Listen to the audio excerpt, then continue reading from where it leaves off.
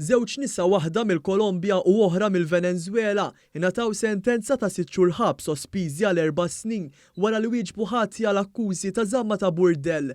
Fil-qorti ppreseduta mill-Maġistrat Gabriella Vella, il-prosekuzzjoni spjegat kif waslet għal dan il-burdell meta waħda mit-tfajliet kienet qed tħossha ħażin u talbet għall-għajnuna. Meta l-pulizija waslu fuq il-post sabu li tfajla xurbana wasluha fl-appartament li indikatilhom li fih kien hemm ukoll it-tfajla l-oħra. L-Ispettur Joseph Buzuti spjega kif dakinhar il-pulizija nnotat li l-kmamar tas-sodda fl-appartament tal-akkużati kienu qed jintużaw għal attivitajiet sesswali. Kien hawn li saret investigazzjoni fuq il-mobiles tan-nisa u nstab li kienu qed jirċievu flus għal favuri sesswali. Iż-żewġ tfajliet kellhom il-viża skaduta u fil-qorti n-nisa qalu li jixtiequ jitilqu minn Malta.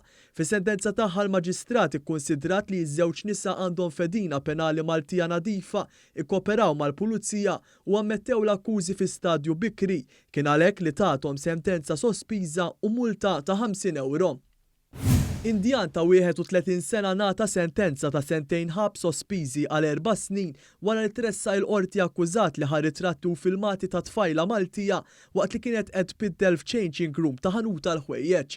Fl-awla l-Indjan li visibilment der emozzjonat wieġeb ħati u talab biex jingħata ċans ieħor. Fil-qorti ġie spjegat kif il-mowbajl tal-akkużat se jinqered.